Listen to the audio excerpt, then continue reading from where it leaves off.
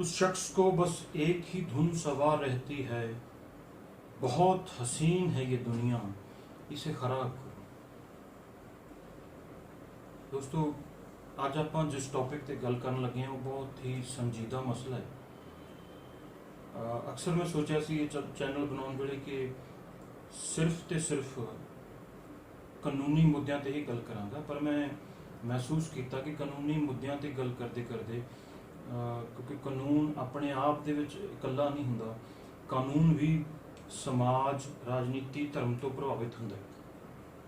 ਤਾਂ ਇਸ ਕਰਕੇ ਸਾਨੂੰ ਸਮਾਜਿਕ, ਸੱਭਿਆਚਾਰਕ, ਰਾਜਨੀਤਿਕ ਜਿਹੜੀਆਂ ਗਤੀਵਿਧੀਆਂ ਨੇ ਜਾਂ ਫਿਰ ਜਿਹੜੀਆਂ ਵੀ ਸਮਾਜਿਕ, ਰਾਜਨੀਤਿਕ ਜਾਂ ਧਾਰਮਿਕ ਖਿੱਤਿਆਂ ਦੇ ਵਿੱਚ ਹਲਚਲਾਂ ਹੁੰਦੀਆਂ ਨੇ, ਉਹਨਾਂ ਨੂੰ ਮੱਦੇਨਜ਼ਰ ਰੱਖਦੇ ਹੋਏ ਉਹਨਾਂ ਬਾਰੇ ਗੱਲ ਕਰੇ ਬਿਨਾਂ ਅਸੀਂ ਕਾਨੂੰਨ ਨੂੰ ਸਹੀ ਤਰ੍ਹਾਂ ਨਹੀਂ ਸਮਝ ਸਕਦੇ।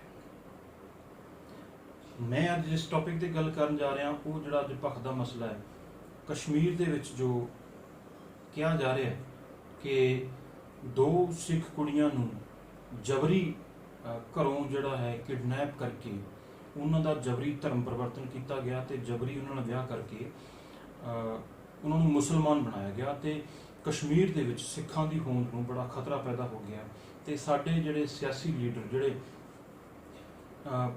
ਕੌਮ ਦੇ ਬੜੇ ਵੱਡੇ ਹਮਦਰਦ ਜਿਹੜੇ ਕਹਾਉਂਦੇ ਨੇ, ਉਹਨਾਂ ਤੋਂ ਰਿਹਾ ਨਹੀਂ ਗਿਆ ਤੇ ਉਹਨਾਂ ਨੇ ਜਾ ਕੇ ਉੱਥੇ ਉਹਨਾਂ ਦੇ ਹੱਕ 'ਚ ਹਾਂ ਦਾ ਨਾਅਰਾ ਮਾਰਿਆ, ਉਹਨਾਂ ਦੇ ਨਾਲ ਖੜੇ ਇੱਕ ਕੁੜੀ ਨੂੰ ਜਿਹੜਾ ਉਹਨਾਂ ਕੱਟੜਵਾਦੀ ਮੁਸਲਮਾਨਾਂ ਤੋਂ ਆਜ਼ਾਦ ਵੀ ਕਰਵਾ ਲਿਆ ਤੇ ਉਹਦਾ ਦੁਬਾਰਾ ਵਿਆਹ ਵੀ ਕਰਤਾ। ਦੋਸਤੋ, ਮੈਂ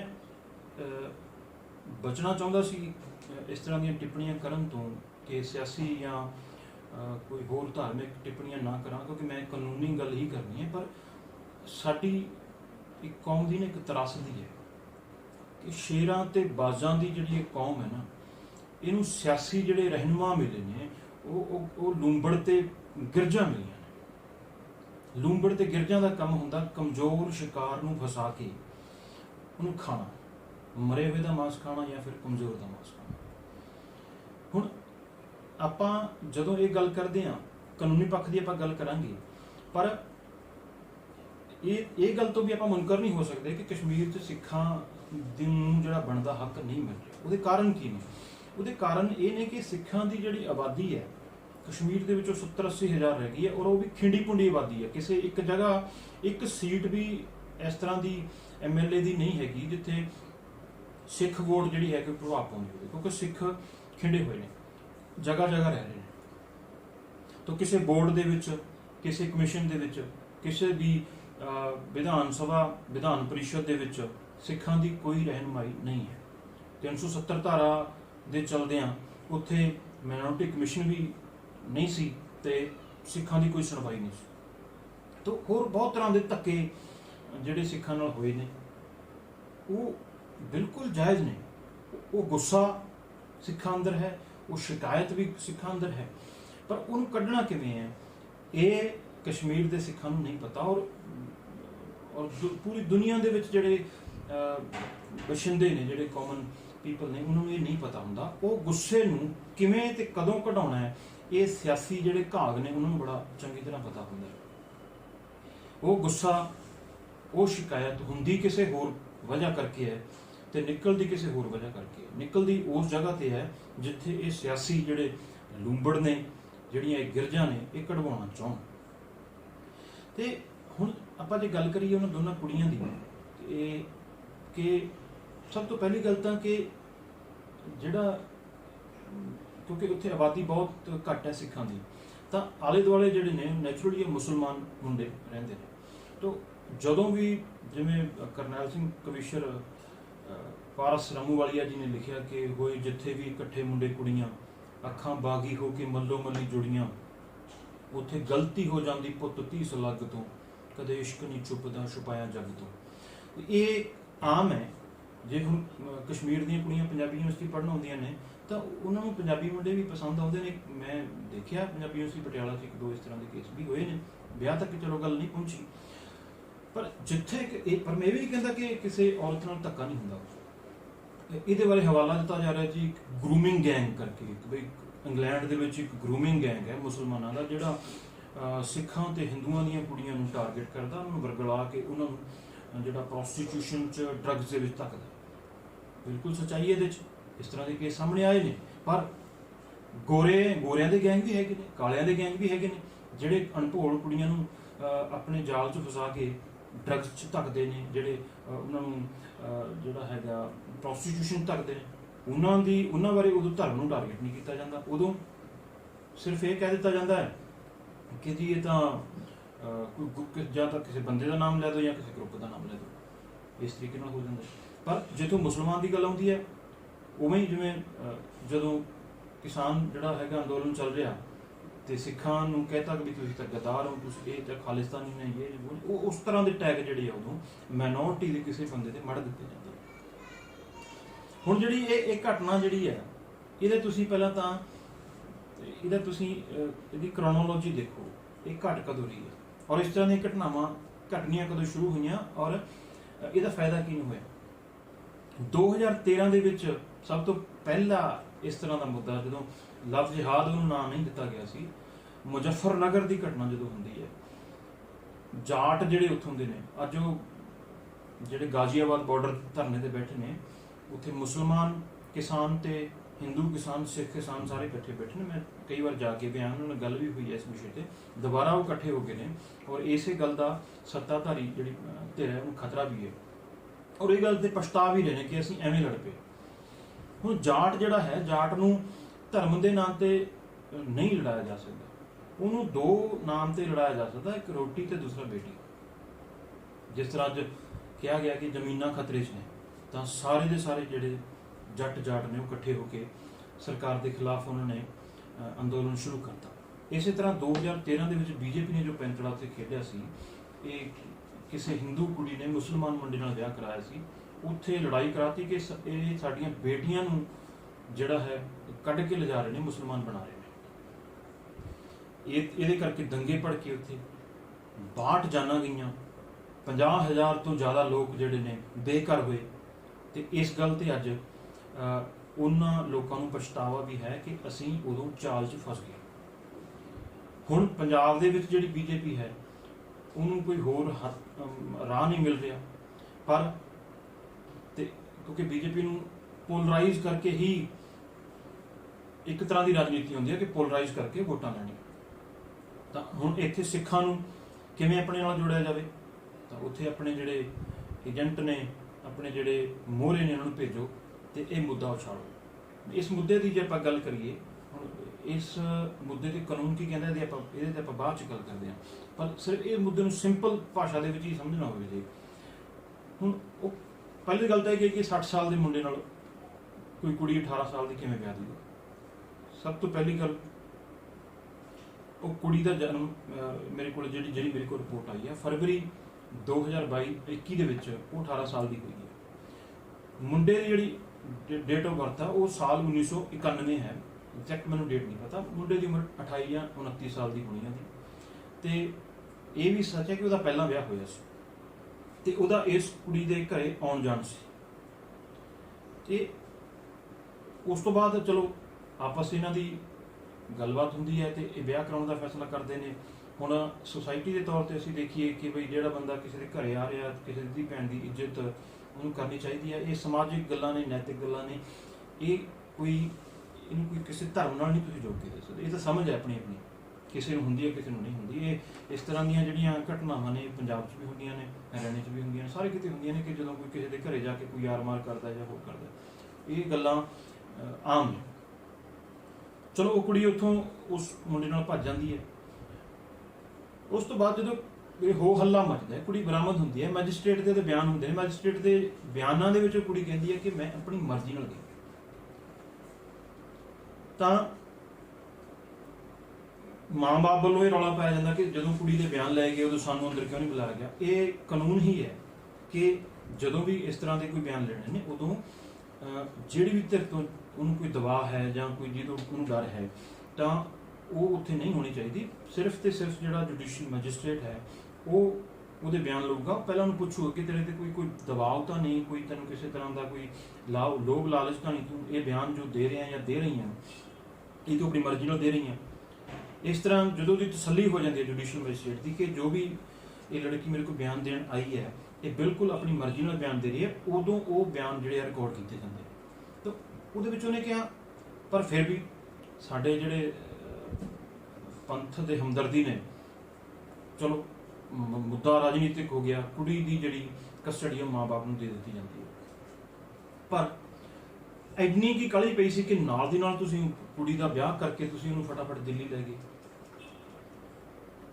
ये घटना अपने आप साफ जाहिर करदे। दूसरी कुड़ी की जिहड़ी वीडियो आई है ਉਹਦੇ ਭਰਾ ਦੀ ਵੀ ਵੀਡੀਓ ਬਾਅਦ ਚ ਪਾਈ ਗਈ है, चलो वो ਭਰਾ ਦਾ जो भी कहना ਹੋਵੇ, पर कुड़ी ਦਾ ਇਹ ਕਹਿਣਾ कि मैं अपनी मर्जी ਨਾਲ गई सी ਤੇ ਮੇਰਾ ਜਿਹੜੀ ਕਨਵਰਜਨ ਆ ਉਹ 2013 ਚ ਹੋ ਚੁੱਕੀ ਹੈ, ਵਿਆਹ ਉਦੋਂ ਹੋ ਚੁੱਕਿਆ ਹੈ, ਤਾਂ ਉਹਦੇ ਵਿਰੋਧ ਚ ਦਲੀਲ ਇਹ ਦਿੱਤੀ ਜਾਂਦੀ ਹੈ ਕਿ ਫਿਰ 8-9 ਸਾਲ ਕੁੜੀ ਘਰ ਕਿਉਂ ਛੱਡੀ।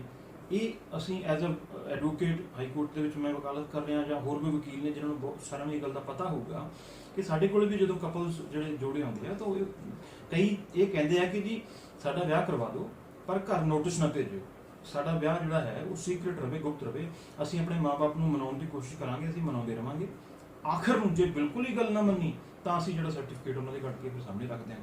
ਤਾਂ ਇਹ ਕੋਈ ਨਵੀਂ ਗੱਲ ਨਹੀਂ, ਇਹ ਮੇਰੇ ਖਿਆਲ ਦੇ ਵਿੱਚ ਰੋਜ਼ ਹੀ Punjab and Haryana high court ਦੇ ਵਿੱਚ ਵੀ ਹੋਰ ਜਗ੍ਹਾ ਇਹ ਗੱਲਾਂ ਆਮ ਹੁੰਦੀਆਂ ਨੇ ਕਿ ਜਿਹੜੇ ਕਪਲਸ ਨੇ ਉਹ ਵਿਆਹ ਕਰਾ ਲੈਂਦੇ ਨੇ ਤੇ ਮਾਂ-ਬਾਪ ਨੂੰ ਮਨਾਉਣ ਦੀ ਕੋਸ਼ਿਸ਼ ਕਰਦੇ ਨੇ ਤੇ ਵਿਆਹ ਨੂੰ ਸੀਕ੍ਰੇਟ ਰੱਖਦੇ ਨੇ, ਆਖਰ ਨੂੰ ਜੇ ਮਾਂ-ਪਿਓ ਮੰਨ ਜਾਂਦੇ ਨੇ ਤਾਂ ਗੱਲ ਆਈ ਗਈ ਹੋ ਜਾਂਦੀ ਹੈ, ਨਹੀਂ ਤਾਂ ਫਿਰ ਉਹ ਜਿਹੜਾ ਵਿਆਹ ਦਾ ਜਿਹੜਾ ਸਰਟੀਫਿਕੇਟ ਹੁੰਦਾ ਉਹ ਦਿਖਾ ਦਿੱਤਾ ਜਾਂਦਾ।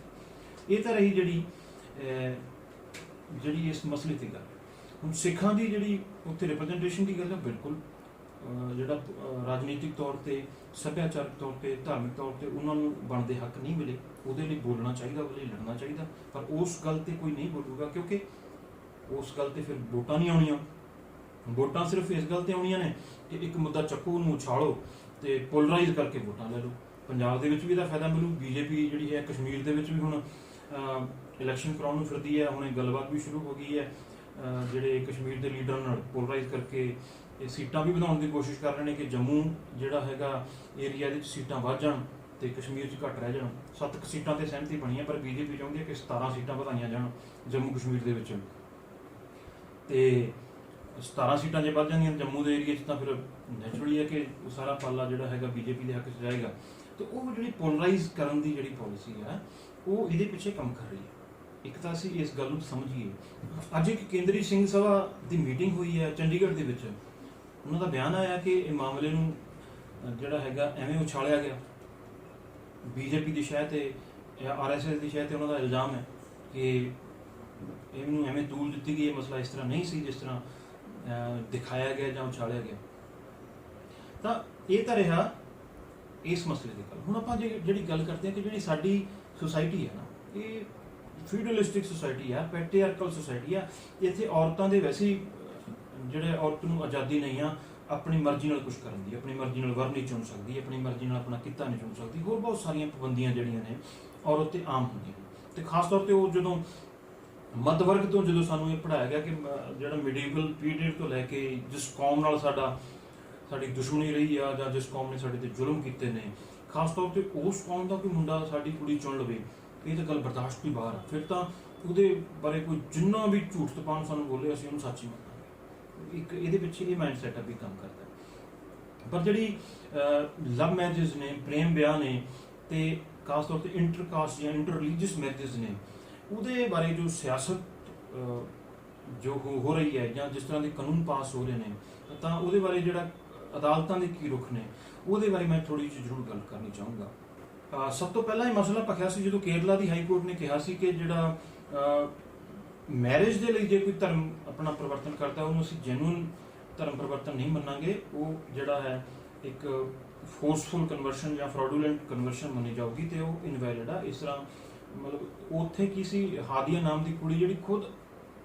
ਚਾਹ ਰਹੀ ਸੀ ਆਪਣੇ ਹਸਬੈਂਡ ਨਾਲ ਰਹਿਣਾ, ਉਹਦੀ ਗੁਜ਼ਾਰਿਸ਼ ਦੇ ਬਾਵਜੂਦ ਵੀ ਕੋਰਟ ਨੇ ਕਿਹਾ ਕਿ ਪੇਰੈਂਟਸ ਪੈਟਰੀ ਦਾ ਇੱਕ ਕਨਸੈਪਟ ਹੈ, ਮਤਲਬ ਜਿਹੜਾ ਸਟੇਟਸ ਹੈ ਉਹ ਜਾਂ ਅਦਾਲਤ ਜੋ ਹੈ ਉਹ ਸਭ ਦਾ ਮਾਂ ਬਾਪ ਹੈ ਤੇ ਉਹਦੇ ਜਿਹੜਾ ਬਿਹਾਫ ਤੇ ਫੈਸਲਾ ਲੈਣ ਦਾ ਅਧਿਕਾਰ ਅਦਾਲਤ ਨੂੰ ਹੈ। ਉਸ ਤਰ੍ਹਾਂ ਦੇ ਅਧਿਕਾਰ ਦੀ ਵਰਤੋਂ ਕਰਦੇ ਹੋਏ ਕੋਰਟ ਨੇ ਕਹਿਤਾ ਕਿ ਨਹੀਂ ਇਹ ਕੁੜੀ ਭਾਵੇਂ 18 ਸਾਲ ਦੀ ਹੋ ਚੁੱਕੀ ਹੈ, ਭਾਵੇਂ ਰਹਿਣਾ ਚਾਹੁੰਦੀ, ਪਰ ਨਹੀਂ, ਇਹਨੂੰ ਸਮਝ ਨਹੀਂ ਆ ਤੇ ਅਸੀਂ ਫੈਸਲਾ ਦਿੰਦੇ ਹਾਂ ਕਿ ਇਹਦਾ ਫੈਸਲਾ ਗਲਤ ਹੈ ਤੇ ਇਹ ਜਿਹੜਾ ਵਿਆਹ ਹੈ ਇਹ ਗੈਰ ਕਾਨੂੰਨੀ ਹੈ ਤੇ ਇਹ ਕੁੜੀ ਦੀ ਕਸਟਡੀ ਜਿਹੜੀ ਹੈ ਇਹਦੇ ਫਾਦਰ ਨੂੰ ਦਿੱਤੀ ਜਾਊਗੀ। ਹਾਲਾਂਕਿ ਹਾਈ ਕੋਰਟ ਕੋਲ ਰਿਟ ਜੁਰਿਸਡਿਕਸ਼ਨ ਦੇ ਵਿੱਚ ਕੋਈ ਅਧਿਕਾਰ ਨਹੀਂ ਹੈ ਕਿ ਉਹ ਵਿਆਹ ਬਾਰੇ ਕੋਈ ਕਮੈਂਟ ਕਰ ਸਕੇ ਕਿ ਵਿਆਹ ਜਿਹੜਾ ਹੈ ਉਹ ਕਾਨੂੰਨੀ ਹੈ ਜਾਂ ਗੈਰ ਕਾਨੂੰਨੀ ਹੈ। ਇਹ ਕੋਈ ਵਿਆਹ ਕਾਨੂੰਨੀ ਹੈ ਜਾਂ ਗੈਰ ਕਾਨੂੰਨੀ ਹੈ ਉਦੋਂ ਹੀ ਤੈਅ ਹੋਊਗਾ ਜਦੋਂ ਉਹ ਜਿਹੜੀ ਲੋਕਲ ਅਦਾਲਤ ਦੇ ਵਿੱਚ ਉਹ ਚੈਲੰਜ ਹੋਊਗਾ। ਈਵਨ ਕਿ ਜਿਹੜਾ ਵਿਆਹ ਗੈਰ ਕਾਨੂੰਨੀ ਹੈ ਉਹਨੂੰ ਵੀ ਜਦੋਂ ਤੱਕ ਅਦਾਲਤ ਤੋਂ ਗੈਰ ਕਾਨੂੰਨੀ ਡਿਕਲੇਅਰ ਨਹੀਂ ਕਰਾਇਆ ਜਾਂਦਾ ਉਦੋਂ ਤੱਕ ਉਹਨੂੰ ਵੀ ਕਾਨੂੰਨੀ ਮਾਨਤਾ ਜਿਹੜੀ ਹੈ ਉਹ ਦਿੱਤੀ ਗਈ ਹੈ। ਇਹ ਮਾਮਲਾ ਫਿਰ ਉਸ ਤੋਂ ਬਾਅਦ ਸੁਪਰੀਮ ਕੋਰਟ ਸ਼ਫੀਨ ਜਹਾਨ ਵਰਸਸ ਅਸ਼ੋਕ ਖਾਨ 2018 ਦੇ ਵਿੱਚ ਫਿਰ ਸੁਪਰੀਮ ਕੋਰਟ ਨੇ ਕੇਰਲਾ ਦੀ ਇਹ ਜਜਮੈਂਟ ਕੋ ਹਾਈ ਕੋਰਟ ਦੀ ਜਜਮੈਂਟ ਨੂੰ ਸੈਟ ਅਸਾਈਡ ਕੀਤਾ ਤੇ ਸੁਪਰੀਮ ਕੋਰਟ ਨੇ ਇਹ ਕਿਹਾ ਕਿ ਇਹ ਖਿਆਲ ਜਿਹੜਾ ਹੈ ਕਿ ਭਈ ਕਿਸੇ ਦੀ ਨਿੱਜੀ ਜ਼ਿੰਦਗੀ ਕਿਸੇ ਦੇ ਵਿਆਹ ਦਾ ਫੈਸਲਾ ਸਰਕਾਰ ਕਰੂਗੀ ਜਾਂ ਅਦਾਲਤ ਕਰੂਗੀ, ਇਹ ਖਿਆਲ ਵੀ ਕੰਬਣੀ ਛੇੜ ਦਿੰਦਾ। ਮਤਲਬ ਐਡਾ ਕੰਬਾਊ ਔਰ ਦਿਲ ਦਹਿਲਾਉਣ ਵਾਲਾ ਇਹ ਖਿਆਲ ਹੈ ਕਿ ਕਿਸੇ ਨੂੰ ਇੰਨੀ ਵੀ ਆਪਣੀ ਆਜ਼ਾਦੀ ਨਹੀਂ ਕਿ ਆਪਣੀ ਮਰਜ਼ੀ ਨਾਲ ਆਪਣਾ ਘਰ ਚੁਣ ਸਕੇ। ਉਸ ਤੋਂ ਬਾਅਦ ਸੁਪਰੀਮ ਕੋਰਟ ਨੇ ਇਹਦੇ ਵਿੱਚ ਅੱਗੇ ਹੋਰ ਬਹੁਤ ਸਾਰੀਆਂ ਟਿੱਪਣੀਆਂ ਕੀਤੀਆਂ ਕਿ ਸੁਸਾਇਟੀ ਕੁਝ ਵੀ ਕਹਿ ਸਕਦੀ ਆ, ਧਰਮ ਕੁਝ ਵੀ ਕਹਿ ਸਕਦਾ, ਪਰ ਵਿਆਹ ਕਿਸੇ ਨੇ ਕਿਹਦੇ ਨਾਲ ਕਰਾਉਣਾ ਇਹ ਉਹਦਾ ਨਿੱਜੀ ਫੈਸਲਾ ਹੈ, ਇਹ ਕਾਨੂੰਨ ਦਾ ਫੈਸਲਾ ਹੈ ਤੇ ਇਹਦੇ ਤੇ ਸਰਕਾਰ ਵੱਲੋਂ ਜਾਂ ਧਾਰਮਿਕ ਸੰਸਥਾਵਾਂ ਸਮਾਜਿਕ ਸੰਸਥਾਵਾਂ ਵੱਲੋਂ ਜਾਂ ਅਦਾਲਤਾਂ ਵੱਲੋਂ ਕੋਈ ਦਖਲਅੰਦਾਜ਼ੀ ਜਿਹੜੀ ਆ ਉਹ ਨਹੀਂ ਦਿੱਤੀ ਜਾ ਸਕਦੀ। ਇਹ ਸੁਪਰੀਮ ਕੋਰਟ ਦਾ ਜਿਹੜਾ ਫੈਸਲਾ ਸੀ। ਇਸ ਤੋਂ ਬਾਅਦ ਇੱਕ ਹੋਰ ਬਹੁਤ ਮਹੱਤਵਪੂਰਨ ਫੈਸਲਾ ਜਿਹੜਾ ਜਿਸ ਤੋਂ ਇਹ ਸਾਰਾ ਵਿਵਾਦ ਦੁਬਾਰਾ ਸ਼ੁਰੂ ਹੋਇਆ, ਇਹ ਫੈਸਲਾ ਜਿਹੜਾ ਸੀ Uttar Pradesh prohibition of unlawful conversion of religion ordinance 2020 ਆਇਆ ਸੀ। ਇਸ ਜਿਹੜਾ ਆਰਡੀਨੈਂਸ ਦੇ ਵਿੱਚ ਕਿਹਾ ਗਿਆ ਸੀ ਕਿ ਜੇ ਕੋਈ ਮੈਰਿਜ ਲਈ ਕੋਈ ਕਨਵਰਜਨ ਕਰਾਉਂਦਾ ਹੈ, ਕੋਈ ਆਪਣਾ ਧਰਮ ਪਰਿਵਰਤਨ ਕਰਦਾ ਹੈ ਤਾਂ ਉਹਨੂੰ ਪਹਿਲਾਂ 2 ਮਹੀਨਿਆਂ ਦਾ ਨੋਟਿਸ ਦੇਣਾ ਪਊਗਾ। ਉਹ 2 ਮਹੀਨਿਆਂ ਦਾ ਨੋਟਿਸ ਉਹ ਡਿਸਟ੍ਰਿਕਟ ਮੈਜਿਸਟ੍ਰੇਟ ਨੂੰ ਦੇਣਗੇ। ਉਸ ਤੋਂ ਬਾਅਦ ਉਹ ਪਬਲਿਕਲੀ ਛਾਪਿਆ ਜਾਊਗਾ। ਫਿਰ ਜੋ ਕਿਸੇ ਨੂੰ ਇਤਰਾਜ਼ ਹੈ ਤਾਂ ਉਹ ਇਤਰਾਜ਼ ਲੈ ਜਾਣਗੇ ਤੇ ਪੁਲਿਸ ਉਹਦੀ ਇਨਕੁਆਇਰੀ ਕਰੂਗੀ ਕਿ ਇਹ ਵਾਕਿਆ ਹੀ ਜਿਹੜੀ ਹੈ ਜੈਨੂਅਨ ਜਿਹੜੀ ਮੈਰਿਜ ਲਈ ਕਨਵਰਜਨ ਆ ਜਾਂ ਫਿਰ ਇਹਦਾ ਕੋਈ ਹੋਰ ਮਕਸਦ ਹੈ।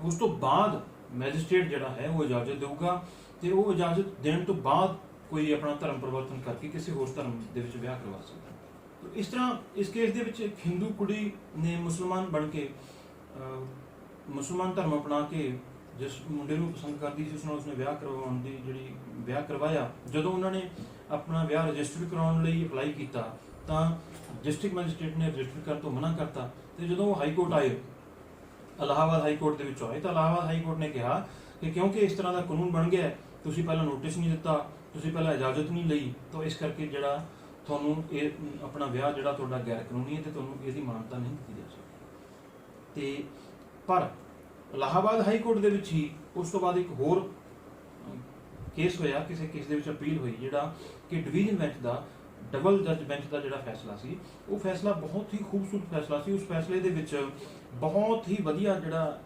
ਕਾਨੂੰਨ ਦੀ ਵਿਆਖਿਆ ਕੀਤੀ ਗਈ ਤੇ ਕਾਨੂੰਨ ਸੈਟਲ ਕੀਤਾ ਗਿਆ। ਉਹ ਫੈਸਲਾ ਜਿਹੜਾ ਸੀਗਾ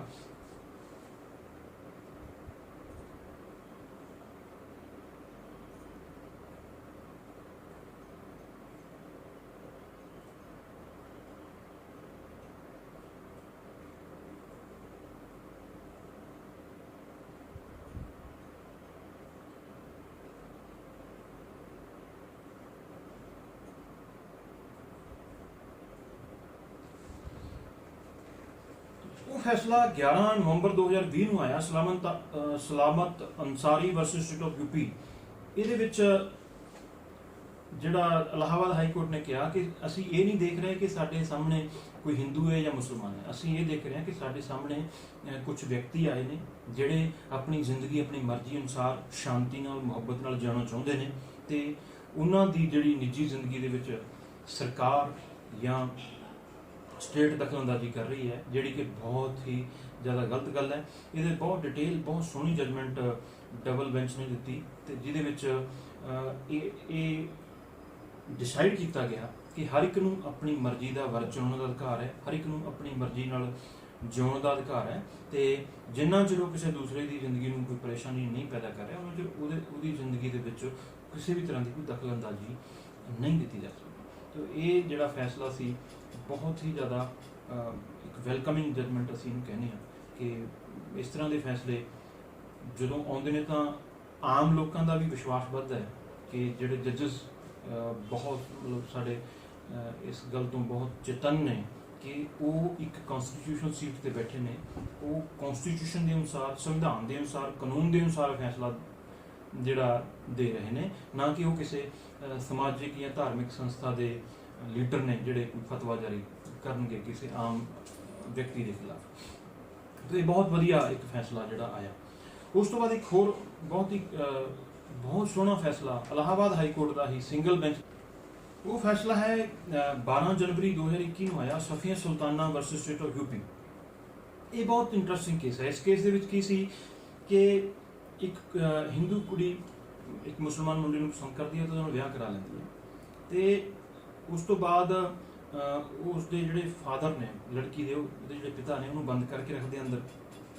ਤਾਂ ਉਹ ਕੁੜੀ ਹਾਈ ਕੋਰਟ ਅਪਰੋਚ ਕਰਦੀ ਹੈ ਕਿ ਮੈਂ ਆਪਣੇ ਹਸਬੈਂਡ ਨਾਲ ਰਹਿਣਾ ਚਾਹੁੰਦੀ ਹਾਂ। ਆਮ ਤੌਰ ਤੇ ਹੈਬਿਸ ਕਾਰਪਸ ਦੀ ਜਿਹੜੀ ਰਿਟ ਹੁੰਦੀ ਹੈ ਉਹਦੇ 'ਚ ਜਦੋਂ ਜਿਸ ਵਕਤ ਵਿਅਕਤੀ ਨੂੰ ਗੈਰ ਕਾਨੂੰਨੀ ਤੌਰ ਤੇ ਬੰਦ ਕਰਕੇ ਰੱਖਿਆ ਗਿਆ, ਜਦੋਂ ਉਹ ਅਦਾਲਤ ਦੇ ਵਿੱਚ ਆ ਜਾਂਦਾ ਹੈ ਤੇ ਉਹ ਕਹਿੰਦਾ ਕਿ ਆਪਣੀ ਮਰਜ਼ੀ ਨਾਲ ਮੈਂ ਕਿੱਥੇ ਰਹਿਣਾ ਚਾਹੁੰਦਾ ਜਾਂ ਚਾਹੁੰਦੀ ਹਾਂ, ਉਸ ਤੋਂ ਬਾਅਦ ਉੱਥੇ ਕੇਸ ਖਤਮ ਹੋ ਜਾਂਦਾ ਹੈ। ਇਸ ਕੇਸ ਦੇ ਵਿੱਚ ਵੀ ਜਿਹੜੀ ਸਫੀਆ ਸੁਲਤਾਨਾ ਨਾਮ ਦੀ ਲੜਕੀ ਸੀ, ਉਹ ਅਦਾਲਤ ਦੇ ਵਿੱਚ ਪੇਸ਼ ਕੀਤੀ ਗਈ। ਅਦਾਲਤ ਦੇ ਵਿੱਚ ਪੇਸ਼ ਹੋ ਕੇ ਉਹਨੇ ਕਿਹਾ ਕਿ ਮੈਂ ਆਪਣੇ ਪਤੀ ਨਾਲ ਰਹਿਣਾ ਚਾਹੁੰਦੀ ਹਾਂ, ਮੇਰੇ ਤੇ ਕੋਈ ਦਬਾਅ ਨਹੀਂ ਸੀ, ਕੋਈ ਮੇਰਾ ਜਬਰੀ ਧਰਮ ਪਰਿਵਰਤਨ ਨਹੀਂ ਕੀਤਾ ਗਿਆ ਤੇ ਮੈਂ ਆਪਣੇ ਪਤੀ ਨਾਲ ਜਾਣਾ ਚਾਹੁੰਦੀ ਹਾਂ।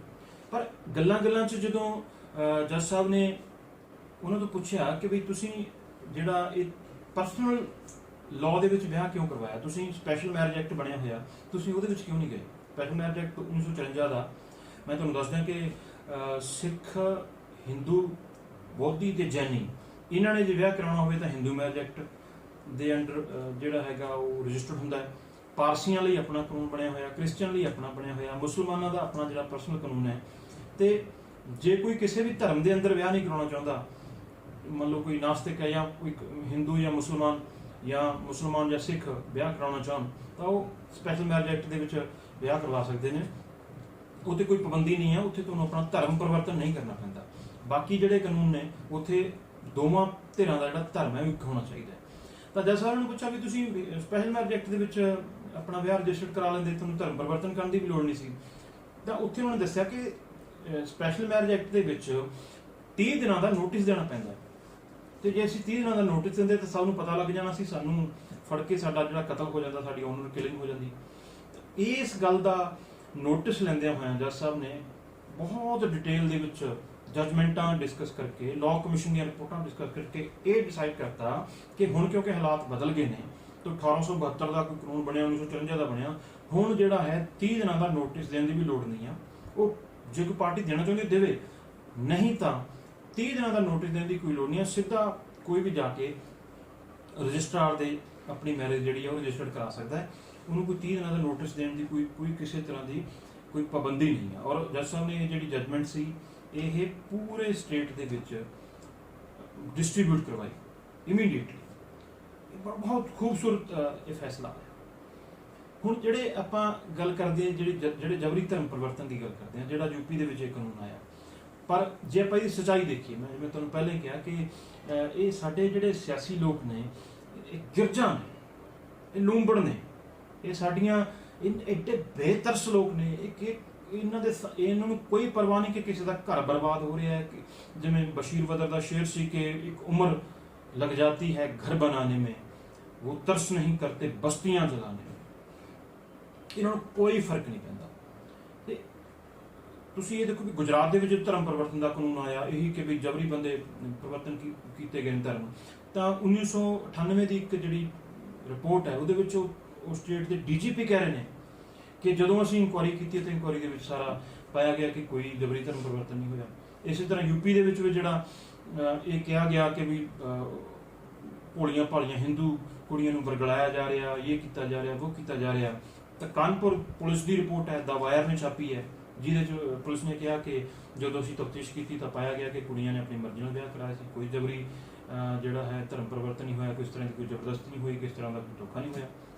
ਜਦੋਂ ਮੈਂ ਇਹ ਗੱਲ ਕਹਿ ਰਿਹਾ ਤਾਂ ਮਤਲਬ ਇਹ ਨਹੀਂ ਕਿ ਧੋਖੇ ਨਹੀਂ ਹੁੰਦੇ, ਧੋਖੇ ਹੁੰਦੇ ਨੇ, ਜ਼ਬਰਦਸਤੀ ਵੀ ਹੁੰਦੀ ਹੈ, ਸਭ ਕੁਝ ਹੁੰਦਾ ਹੈ। ਉਹ ਹਰੇਕ ਕੌਮ 'ਚ ਹੁੰਦੇ ਨੇ। ਪੰਜਾਬ ਦੇ ਵਿੱਚ ਕੀ ਜੁਰਮ ਨਹੀਂ ਹੁੰਦੇ? ਜਿਹੜਾ ਪੰਜਾਬ ਦੇ ਵਿੱਚ ਡਰੱਗਸ, ਜਿਹੜਾ ਹੀਰੋਇਨ ਸਮੈਕ ਵਿਕ ਰਹੀ ਹੈ, ਉਹ ਸਿੱਖ ਵੇਚ ਰਹੇ ਨੇ। ਤੇ ਜਿਹੜਾ ਪੰਜਾਬ ਦੇ ਵਿੱਚ ਇੱਜ਼ਤਾਂ ਲੁੱਟੀਆਂ ਜਾਂਦੀਆਂ ਨੇ, ਕਤਲ ਹੁੰਦੇ ਨੇ, ਠੱਗੀਆਂ ਹੁੰਦੀਆਂ ਨੇ, ਉਹ ਬਹੁਤ ਸਾਰੇ ਸਿੱਖ ਕਰ ਰਹੇ ਨੇ, ਹਿੰਦੂ ਵੀ ਕਰ ਰਹੇ ਨੇ। ਕਿੰਨੇ ਭਿਖਾਰੀ ਜਿਹੜੇ ਰੈਕਟ ਚੱਲ ਰਹੇ ਨੇ ਜਿਹਦੇ ਵਿੱਚ ਬਹੁਤ ਸਾਰੇ ਹਿੰਦੂਆਂ ਦਾ ਨਾਮ ਆਇਆ। ਕਿੰਨੀਆਂ ਔਰਤਾਂ ਜਿਹੜੀਆਂ ਤਸਕਰ ਹੁੰਦੀਆਂ ਨੇ ਜਿਹਦੇ ਬਹੁਤ ਸਾਰੇ ਹਿੰਦੂਆਂ ਦਾ ਨਾਮ ਆਇਆ, ਬਹੁਤ ਸਾਰੇ ਸਿੱਖਾਂ ਦਾ ਨਾਮ ਵੀ ਆਇਆ। ਇਹ ਚੀਜ਼ਾਂ ਇਹ ਸਮਾਜਿਕ ਸਮੱਸਿਆ ਹੈ, ਇਹ ਸੱਭਿਆਚਾਰਕ ਸਮੱਸਿਆ ਹੈ। ਇਹਨੂੰ ਧਰਮ ਨਾਲ ਜੋੜ ਕੇ ਦੇਖਣਾ, ਇਹ ਸਿਆਸੀ ਰੋਟੀਆਂ ਸੇਕਣਾ ਹੈ।